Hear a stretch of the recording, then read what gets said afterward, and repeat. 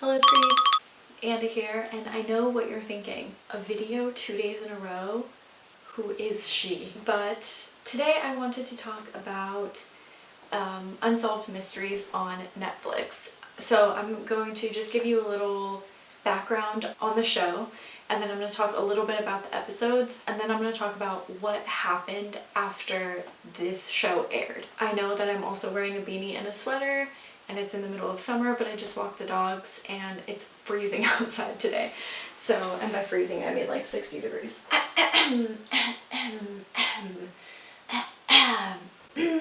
My lips are so chapped. Am I the only one who misplaces their chapstick 87 times a day?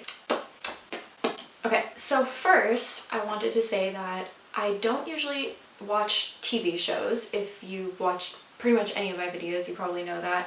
It's really hard for me to watch a TV show. I would much rather watch a movie. I don't know why. I'm trying to get away from that, but that's just, it is what it is. But I saw Unsolved Mysteries on Netflix, and for whatever reason, it called to my soul. So I felt like I needed to watch it. And it wasn't until I started watching an episode or two when I realized, oh wait, I used to watch Unsolved Mysteries all the time when I was a kid. So it's actually a remake of a show that was on from 1987 to 2010. It had a few different hosts, and actually the same, sorry, one moment. It's from the original creator. It's from the original creators of the first Unsolved Mysteries. So I thought that was really neat just in itself. The reason I like this show in particular is because there aren't any hosts, there aren't any like Hokies 90s reenactments, you know what I'm talking about. Like, the reason I love this show so much is because they do their research. It shows a lot of footage from media at the time of the incidents. It's, in some cases, it shows evidence that was related to the crime. It's really, really interesting. So you start kind of in medias res, which is just a fancy way of saying like in the middle of the action. You start kind of like in the middle of the story, and they give you little pieces as you go about, and so you kind of are told the story in this really roundabout way that obviously piques your interest in the beginning, and it keeps you entertained throughout because you're like, wait, what? Wait, give me more. And in some cases you end up with more questions than answers because they are unsolved mysteries. Some of them you kind of like have an idea of who committed the crime. In some cases you have no idea. They interview the family members, they interview friends, they also interview suspected suspects. Wait, sorry. They also interview, how else would I say that? Suspected suspects. They also interview people who are suspects of the crime, and so it's really interesting like hearing this person's side of the story, and then you get to the middle and you're like, oh, he's actually a suspect in this person's murder. Something else that I wanted to say is it kind of reminds me of like an America's Most Wanted. Do you guys remember that show? That was another 80s show as well. I think it's like from the 80s into the 2000s. And who hosted that? John Walsh. Okay, so I don't know if you guys remember this, but John Walsh's son was actually murdered, and I don't think they ever found out who did it. Maybe they have now, I don't know, but I think at the time they didn't know who had murdered his son. So he created this television show, America's Most Wanted, so that there were tip lines to where if you knew any information, you could call in, and like so many crimes were solved because of that show. And I think that's so amazing, you know, to have somebody have such an unfortunate circumstance but then turn it into a positive and help the grieving family or families of people who have like been murdered or crimes committed or whatever. So it kind of reminds me of that, where you're given a tip line at the end, and we'll circle back around to that in just a minute. Because some new cool stuff just came out about the show. First, I wanted to talk a little bit about the episodes. So the first episode is called Mystery on the Rooftop. I'm gonna give you like a little rundown of each episode because there's only 6, but I'm not going to tell you too much because it's an awesome show and I really think you should watch it, and I don't want to spoil anything. But essentially, in the first episode, this man, he gets a phone call in the middle of the day, runs out, and ends up dead. A few days later they find him, and they can't really figure out how he died, and the circumstances surrounding it are just very odd. That's all I'm going to say about that one. The next one is called 13 Minutes.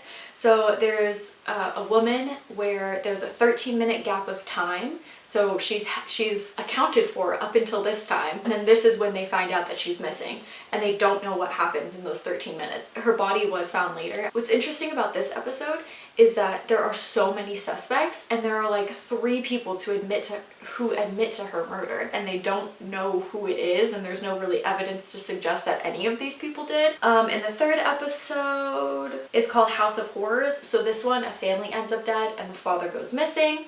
This one is actually, I think it happened in France, I want to say, and I think the whole episode is in French, so it's in subtitles. Next episode is called No Ride Home. So a young man goes missing after a party. They think that his death was racially motivated. His name is Alonzo Brooks. So we're gonna focus on this in a second. And then the last one is crazy. So this one is a UFO sighting. It's called Berkshire's UFO. So the thing is, generally when you see a show that has UFO sightings, it's usually like one person in the middle of nowhere, nobody can corroborate the story. You know what I'm talking about, like, you know, the typical UFO story. This one, they have so many people who experience the same things at the same times. I have never heard a story like this before. It was crazy. You guys have to watch this. So the show is not only about unsolved murder mysteries, but it's also just, you know, kind of like, it's everything. It's a little bit of the paranormal, it's a little bit of everything. And then the last episode on there is called Missing Witness, where I don't really want to give too much away. A woman goes missing, I guess that's all I'll say, and she was actually never found to this day. I'm not going to go too much into that because that one's just kind of like layer on top of layer. So those are the episodes. Now I just want to talk a little bit about recent events that have happened in relation to this show. That's the word. We're gonna go back to the No Ride Home episode. So this is with Alonzo Brooks.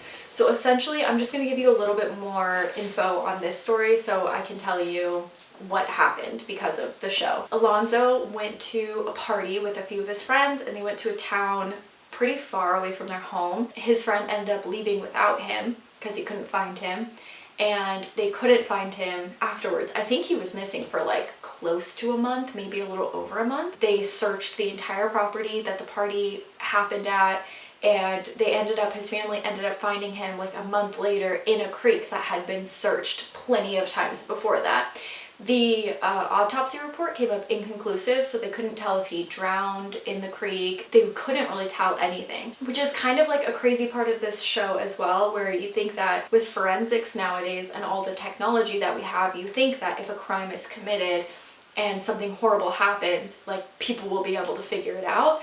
But this show really proves that that's not always the case, and I think that's like even more traumatizing to the family. Like, they don't know what happened to this boy, and I think he was in his early 20s, a young man. So they ended up closing the case because it was inconclusive. They couldn't figure it out. Nobody came forward and said anything. What's even crazier is that there were a lot of people at this party and nobody stepped forward and said anything.